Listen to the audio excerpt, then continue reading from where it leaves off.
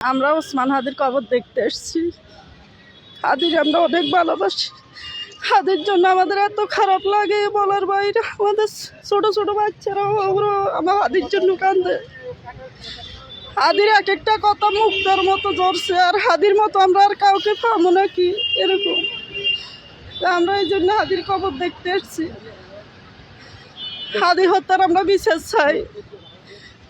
আল্লাহ যেন হাদি হত্যার বিচার করে। দেশবাসীর কাছে হাদি হত্যার বিচার চাই, সরকারের কাছে হাদি হত্যার বিচার চাই। হাদি আমাদের এত ভালোবাসার মানুষ, কার এত কষ্ট রয়ে গেল, কার এত শত্রু হয়ে গেল যে এত তাড়াতাড়ি হাদিরে শেষ করে দিল। আমরা ওসমান হাদি হত্যার বিচার চাই। আমরা হাজারীবাগ এসেছি। এত ভালো ছিল, আমাদের এত প্রিয় হয়ে গেছে অল্প কয়েকদিনে হাদি। হ্যাঁ, আমরা ফ্যামিলি সহকারে আসছি। আমরা তো সব সময় আসতে পারি না, তা আজকে সময় করে আসছি একটু দেখা। কেন একজন ভালো মানুষ কেন এই দুনিয়াতে বাঁচতে পারে না? এই দেশে কেন একজন ভালো মানুষের থাকতে পারে না? এই দেশে কেন এত ভালো মানুষের শত্রু বেশি? এই দেশে কেন এত ভালো মানুষের থাকা হয় না? এই দেশে ভালো মানুষের কেন এত অত্যাচার অবিচার হয়? হাদি কারও তো ক্ষতি করে না। হাদি দেশের জন্য কথা বলছে, মানুষের জন্য কথা বলছে, যেটা আমরা বলতে পারি না, যেটা দেশের মানুষ সবাই তো আর সব কথা বলতে পারে না। হাদি যেটা বলতে পারে এটা হাদিরে কেন থাকতে দিল না? আমরা হাদিরে আরও কয়েকটা দিন বছর যদি পাইতাম আমাদের আরও একটু ভালো লাগতো। যে এত তাড়াতাড়ি হাদিরে কেন শেষ করে দিল জালিমরা, ঘাতকরা, খুনিরা কেন হাদিরে এত কষ্ট দিয়ে মারলো?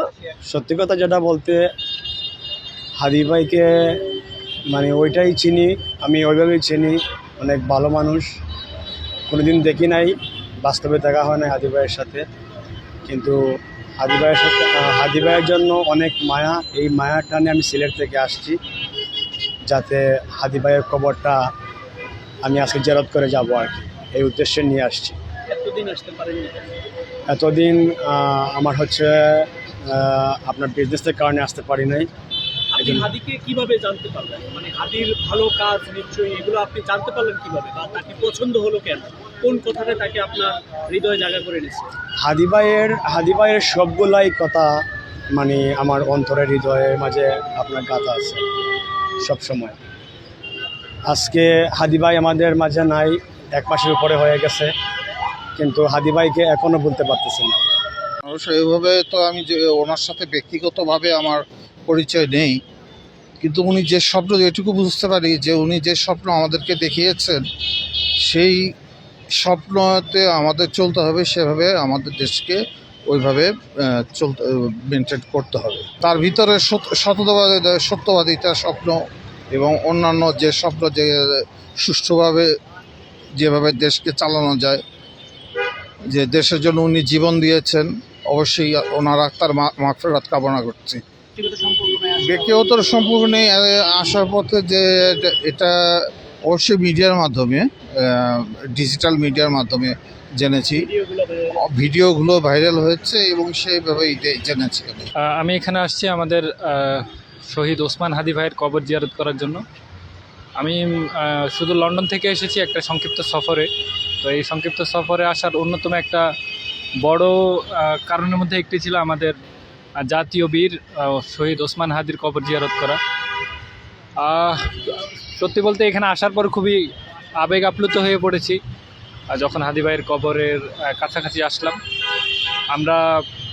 আমি একজন বাংলাদেশি হিসাবে, একজন বাংলাদেশের নাগরিক হিসাবে এটাই আমার দাবি, যাতে আমাদের শহীদ ওসমান হাদির যে হত্যার বিচার সেটা সুষ্ঠুভাবে করা হয়, এবং সুষ্ঠুভাবে বিচার করার মাধ্যমে যাতে এটা প্রমাণ করা হয় যে বাংলাদেশের যারা জাতীয় বীর, দেশের জন্য যারা আত্মত্যাগ করে, অন্য দেশের ভিনদেশি দালালদের প্রতিহত করে যারা, তাদের বিচার তাদের বিরুদ্ধে যদি কখনো কেউ ক্ষতি সাধন করে, তাদের অবশ্যই সুষ্ঠু এবং কঠোর বিচারের মাধ্যমে তাদেরকে একটা দৃষ্টান্ত স্থাপন করা, যাতে ভবিষ্যতে যারা দেশের প্রতি যাদের ভালোবাসা নিংড়িয়ে এভাবে নিজের জীবন দিয়ে দেয়, তারা যাতে আরও বেশি উদ্বুদ্ধ হয় এবং দেশ যাতে তাদের জাতীয় বীরদেরকে নিয়ে দেশকে আরও সামনের দিকে এগিয়ে নিয়ে যায়, এটাই আমার দাবি। এই জন্যই আমি এসেছিলাম আমাদের শহীদ ওসমান হাদি ভাইয়ের কবর জিয়ারত করার জন্য। দেশবাসীর কাছে একটাই চাওয়া, যেন আমার ভাই শরীফ ওসমান হাদি ভাইয়ের বিচারটা সুনিশ্চিত করে। কারণ এরকম যদি না হয় তাহলে যুগে যুগে আর আমাদের এরকম হাদি তৈরি হবে না, আমাদের মধ্যে আমরা উৎসাহিত হব না, আমাদের মধ্যে এরকম হাদি তৈরি হবে না। কারণ স্বাধীনতার পর থেকেই যে ভারতীয় আধিপত্য, তারা আগ্রাসনের বিরুদ্ধে আমাদের এক যুগে যুগে আমাদের এরকম আদি প্রতিবাদ করে আসছে। কিন্তু আমাদের বাংলাদেশ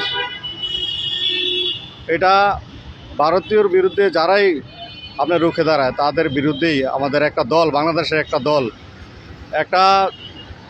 দল সবসময় তাদের পিছিয়ে লেগে থাকতো যেন তাদেরকে শেষ করে দেওয়া যায়। এরকম যদি আমরা শেষ করে ফেলি, যুগে যুগে হাদিদেরকে যদি আমরা শেষ করে ফেলি, তাহলে বাংলাদেশ থেকে কোনো দিন এই ভারতীয় আগ্রাসন, ভারতীয় আধিপত্য কোনো দিন দূর হবে না।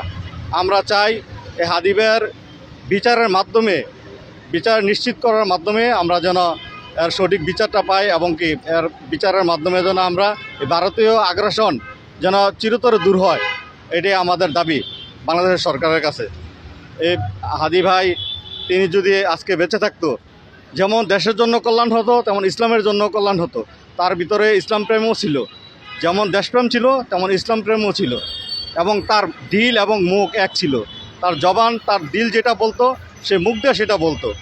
এখনকার বেশিরভাগই নেতা দেখা যায় তার দিলে একটা বলে, অন্তরে একটা বলে, মুখে তার আরেকটা, অথচ বাস্তবায়ন করতে পারে না। তা আমরা আজকে আসছি হাদি ভাইয়ের কবর জিয়ারত করার জন্য। অনেক দিনই ধরে আসার জন্য চেষ্টা করছি, কিন্তু সময় সুযোগ হচ্ছে না বিভিন্ন ব্যস্ততার কারণে। আজকে আসলাম হাদি ভাইয়ের কবর জিয়ারত করার জন্য, এবং এর মাধ্যমে লাস্ট কথা হলো একটাই, যে হাদি ভাইয়ের বিচার চাই, হাদি ভাইয়ের বিচার চাই, অনতিবিলম্বে হাদি ভাইয়ের বিচার যেন সুনিশ্চিত করা হয়, এই দাবি আমরা দেশবাসীর কাছে করছি এবং বাংলাদেশ সরকারের কাছে করছি।